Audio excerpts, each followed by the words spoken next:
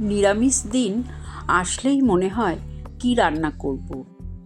আজকে বানিয়েছিলাম আলু, পটল, সয়াবিন আর ছানার কোপ্তা কারি।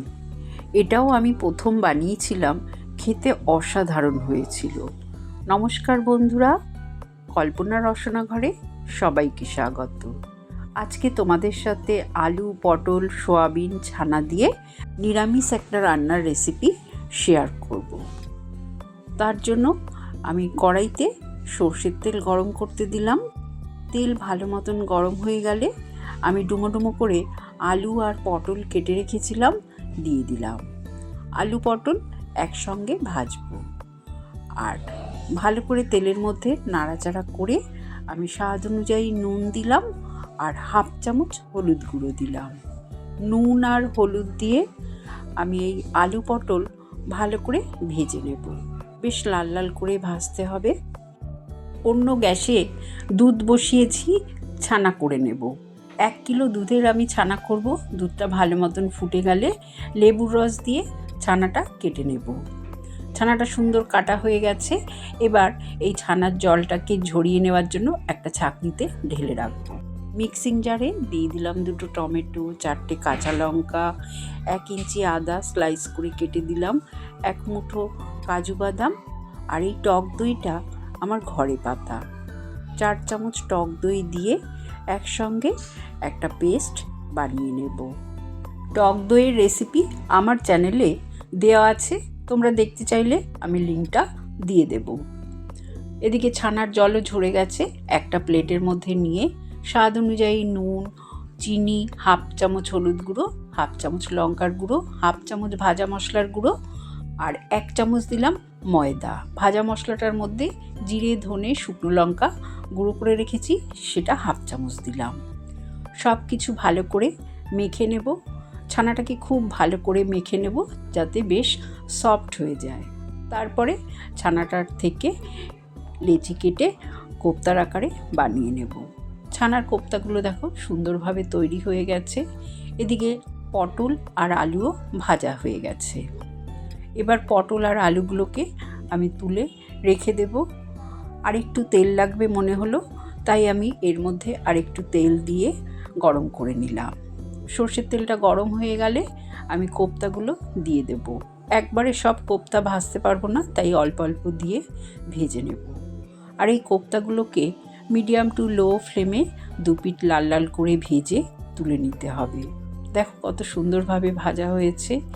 এই কোপ্তাগুলো ডালের সাথে কিন্তু এমনিই খাওয়া যায়, ভীষণ ভালো লাগে। এবার ওই তেলের মধ্যে আমি ফোড়নে দিয়ে দিলাম শুকনো লঙ্কা, একটা তেজপাতা, হাফ চামচ গোটা জিরে। ফোড়নের যখন সুন্দর গন্ধ বেরোবে আমি মিক্সিং জারে টমেটো, আদা, কাঁচা লঙ্কা, কাজু, টক দইয়ের যে পেস্ট বানালাম সেই পেস্টটা দিয়ে দেব। এবার গুঁড়ো মশলাগুলোও দিয়ে দেব এর মধ্যে। হলুদ, লঙ্কা, জিরে গুঁড়ো হাফ চামচ করে দিলাম আর হাফ চামচ দেব চিনি। টক দই দিয়েছি, চিনিটা দিলে কিন্তু স্বাদটা ব্যালেন্স হবে। লো ফ্লেমে মশলাটাকে খুব ভালো করে কষিয়ে নেব। ততক্ষণে আমি সয়াবিনটাও পাশের গ্যাসে সেদ্ধ করে নিয়েছি। সয়াবিনের জলটা ঝরিয়ে রাখবো। দেখো লো ফ্লেমে কিছুক্ষণ নাড়াচাড়া করতে করতে মশলা থেকে সুন্দর তেল ছেড়ে দিয়েছে।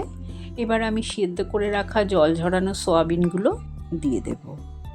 সয়াবিনগুলো দিয়ে মশলার মধ্যে কিছুক্ষণ কষিয়ে নেব। এই সময় গ্যাসের ফ্লেমটা মিডিয়ামে রাখবো।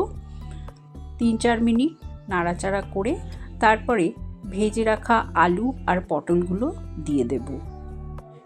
পটল, আলু, সয়াবিন মশলার সাথে ভালো করে কষিয়ে নেব। আর এই সময় স্বাদ অনুযায়ী নুনও দিয়ে দেব। খুব ভালো করে নাড়াচাড়া করে গ্যাসের ফ্লেমটা লোতে করে 5 মিনিট ঢাকা দিয়ে রেখে দেব। 5 মিনিট পর ঢাকনাটা খুলে দেখাচ্ছি। দেখো সবজিগুলো মশলার সাথে সুন্দর কষে গেছে। আবারও ভালো করে একটু নাড়াচাড়া করে নেব। তারপরে দিয়ে দেব পরিমাণ মতন গরম জল। আর এই সময় অবশ্যই তোমরা গরম জল দেবে। জানোই তো গরম জল দিলে রান্নার টেস্ট দ্বিগুণ বেড়ে যায়। হাই ফ্লেমে 5-7 মিনিট ফুটিয়ে নেব। তারপরে গ্যাসের ফ্লেমটা লোতে করে ঢাকা দিয়ে 10 মিনিট রেখে দেব। এতে সবজিগুলো সুন্দর মজে যাবে আর গ্রেভিটাও ঠিকঠাকভাবে হয়ে যাবে। তোমাদের ঢাকনা খুলে দেখাচ্ছি, দেখো আমার রান্নাটা হয়ে গেছে, আলুটা সুন্দরভাবে গলে গেছে। এবার আমি ভেজে রাখা ছানার কোপ্তাগুলো দিয়ে দেব, কারণ এই ছানার কোপ্তাগুলো দিয়ে বেশিক্ষণ আর রান্না করব না, 5-7 মিনিট রান্না করলেই হয়ে যাবে। 5 মিনিট আরও ফুটিয়ে তারপরে দিয়ে দেব শাহি গরম মশলার গুঁড়ো। এই শাহি গরম মশলার গুঁড়োটা তোমরা অবশ্যই দেবে। আর দিয়ে দেব 1 চামচ ঘি। নিরামিষ রান্নায় ঘি গরম মশলা দিলে রান্নার টেস্টটা কিন্তু অনেকাংশে বেড়ে যায়। তাই এই রেসিপিতে অবশ্যই তোমরা ঘি আর গরম মশলা দিও। এবার ঢাকা দিয়ে আমি আরও 5 মিনিট রান্না করে নেব। তারপরে তোমাদের আমি ঢাকনা খুলে দেখিয়ে দিচ্ছি, দেখো কত সুন্দরভাবে আমার রান্নাটা হয়ে গেছে।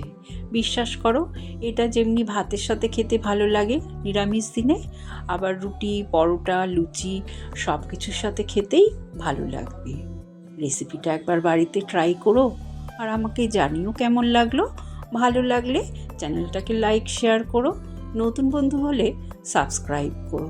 সুস্থ থেকো, ভালো থেকো। ধন্যবাদ।